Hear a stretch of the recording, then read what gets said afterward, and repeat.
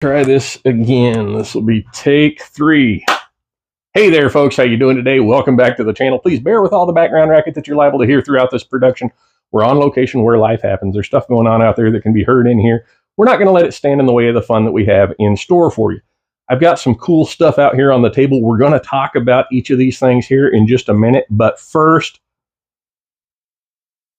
I put out a video almost 2 days ago, this one, which has received about 500 views since I put it out.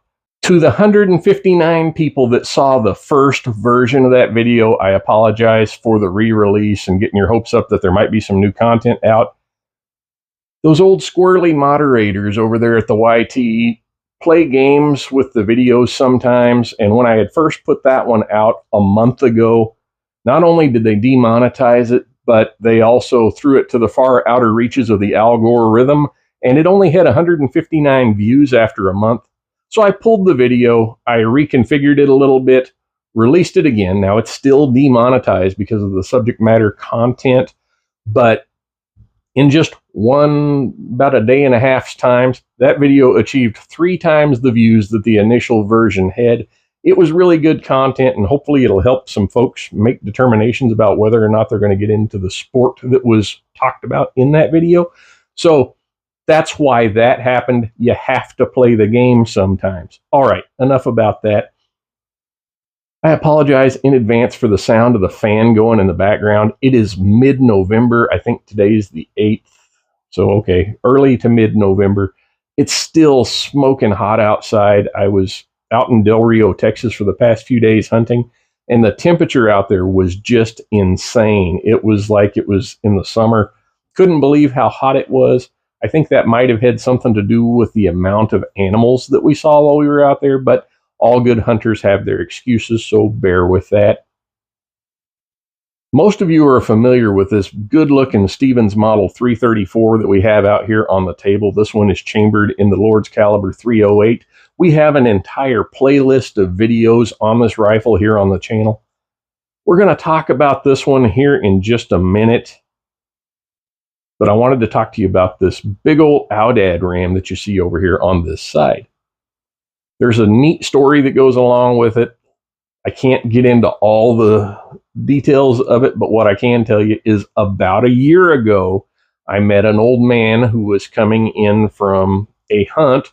We got to talking about hunting.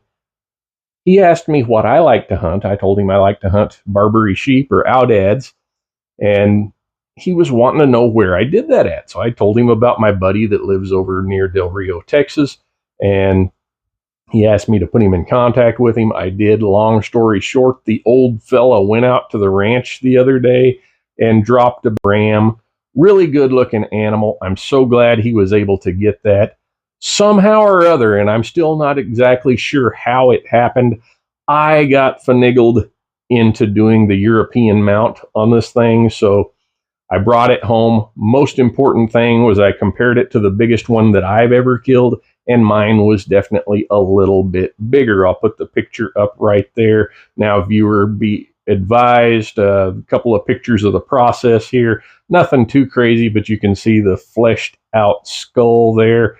I actually did the Rolling Stones homage just yesterday and had some goat's head soup cooking out in the backyard.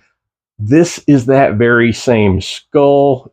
I have it on a piece of cardboard here because it's still dripping a little bit of the brine that I treated the insides of the horns with in an effort to make them stop smelling like Grandpa's toenails. Excuse me. No joke. These things stink for about a month or so after you process them. It's just, you're taking something that was alive and unaliving it, and there is some time required in the process for them to quit reeking so bad. It really does happen, I promise. But anyway, once this thing quits stinking, dries out, and gets a fabric wrap to cover up the eye holes because apparently they follow his wife around the room. His words, not mine. I've got to wrap this skull and I'm going to mount it to a piece of wood that I cut yesterday and it should make a pretty neat wall hanging. So I will take some pictures of the finished product before I send that off to New Jersey to the guy that killed it. But moving right along, those of you that are familiar with this Stevens Model 334 know that this is just a phenomenal rifle. They're budget friendly. This one, I bought it when they were very new to the market. It was south of $500, but not by much. I think with tax and everything, I'd have to go back and look, but I think it was like $530 something that I paid for the rifle out the door. Now, mounted on top of it is, keeping with the theme of a budget-friendly hunting rifle, a fairly budget-friendly scope and ring setup. This one is a Crimson Trace offering, and the scope and those wheeler rings was probably about another $250, $275. So you have a very nice rifle setup here for south of $800, and the biggest complaint that I had about this rifle right out of the box was the terrible trigger pull, and then the finish on the metal just didn't stand up well to the humidity here in East Texas. So we did something about that. We have videos on that. I actually have a full-length Rumble-only video that shows the process of fixing that trigger. Long story short, the rifle shoots incredibly well, and it has a DuraBlue finish on it that protects it from the elements. It has also been glass bedded to take any play out of the stock. It's locked up tight as a drum, and these are the last 4 groups that I fired with it prior to this hunting season. Now, while I did go on the hunting trip and I took 3 rifles with me and I was ready to shoot anything and everything I could out there at the ranch, there was some things that came up along the way that kept me from doing any of that. Allow me to elaborate. For starters, as I mentioned before, the temperature was very hot out there this past week, so there just weren't a plethora of animals coming out to the ranch.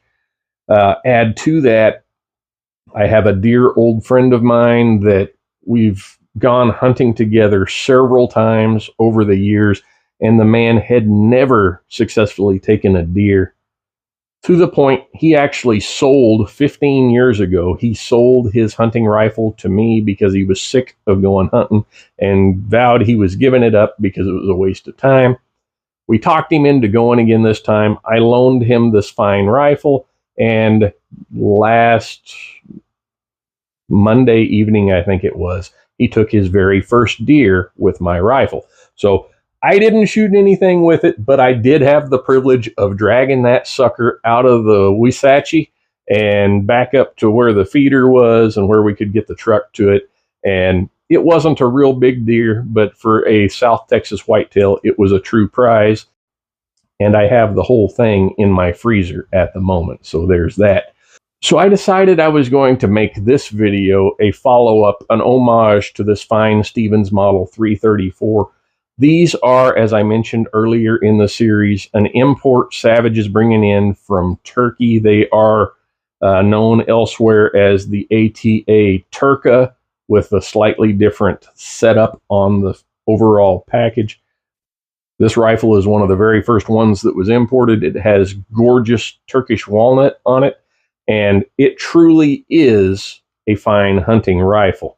Now, there was some talk earlier in the series about import rifles and supporting countries like Turkey and so on and so forth.